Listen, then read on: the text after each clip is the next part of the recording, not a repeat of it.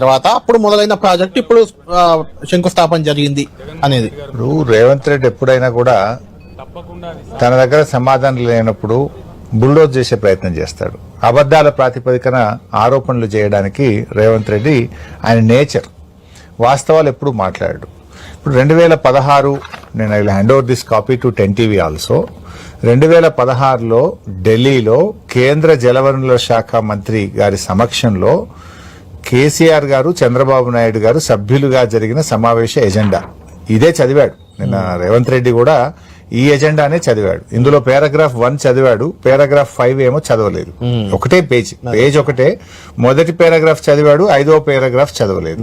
నేను ఒకసారి 10 TV ద్వారా రాష్ట్ర ప్రజలకు కూడా స్పష్టత ఇవ్వాలి. అయినా పారాగ్రాఫ్ 1లో ఏముంది, పారాగ్రాఫ్ 5లో ఏముంది నేను చదివి వినిపిస్తాను. పారాగ్రాఫ్ 1లో కేసీఆర్ గారు ఢిల్లీలో అపెక్స్ కౌన్సిల్ మీటింగ్ లో మాట్లాడుతూ government orders were issued by erstwhile state of Andhra Pradesh for the 2 projects based on surplus water. Telangana is upper riparian state, but irrigation is possible only through lift irrigation schemes.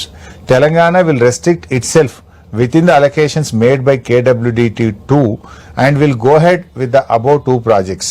For the existing ongoing and proposed projects in both the states of Krishna River, more than 1000 TMC of water is required.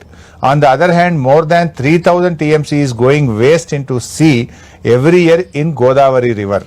Hence, he emphasized that as water is available, it has to be decided how best it can be utilized properly.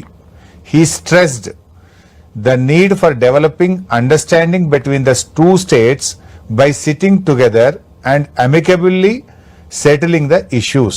ఇది paragraph 1. ఏమన్నారు paragraph 1లో KCR గారు?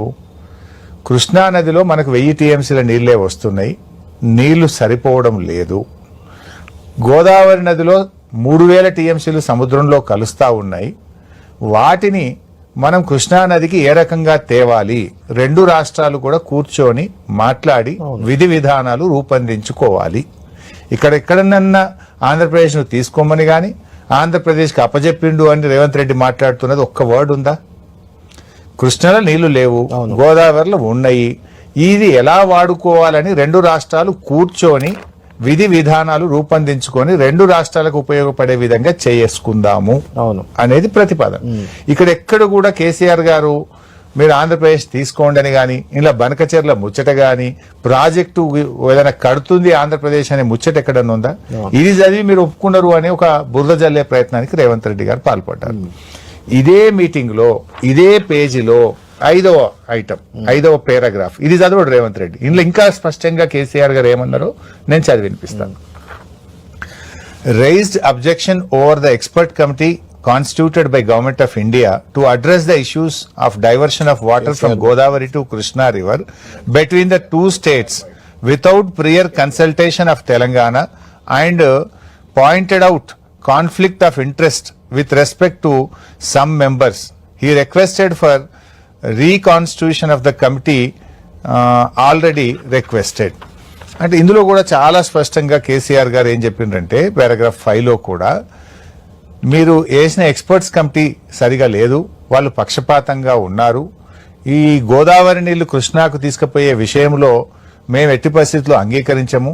తెలంగాణ రాష్ట్రం ఒప్పుకోకుండా, తెలంగాణ అనుమతి లేకుండా ఒక్క చుక్క నీళ్లు కూడా ఆంధ్రప్రదేశ్ తీసుకపోతే దానికి తెలంగాణ అంగీకరించబోదు అని ఈ మీటింగ్ లో స్పష్టంగా చెప్పారు. మినిట్స్ అన్ని కూడా డీటెయిల్ గా ఉన్నాయి. సో వాస్తవం ఇది.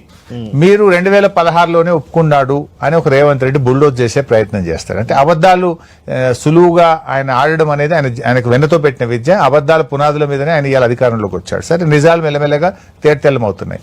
ఇందులో ఎక్కడన్నా కేసీఆర్ అసలు బనకచెర్ల ముచ్చట ఉందా? బనకచెర్లకు నీళ్లు తీసుకోవచ్చనో ఆంధ్రప్రదేశ్ ప్రభుత్వం వాడుకోవచ్చని ఉందా? గోదావరిలో నీళ్లున్నాయి, దాన్ని ఎలా వాడుకుందాం 2 రాష్ట్రాలు కూర్చొని అమికబుల్ గా మాట్లాడుకుందాం. At the same time Telangana అనుమతి లేకుండా, తెలంగాణ పర్మిషన్ లేకుండా, చర్చించకుండా మీరు నీళ్లు తీసుకపోతే మాత్రం తెలంగాణ ఊరుకోదు, దానికి మేము వ్యతిరేకము అని కూడా అదే మీటింగ్ లో చెప్పారు.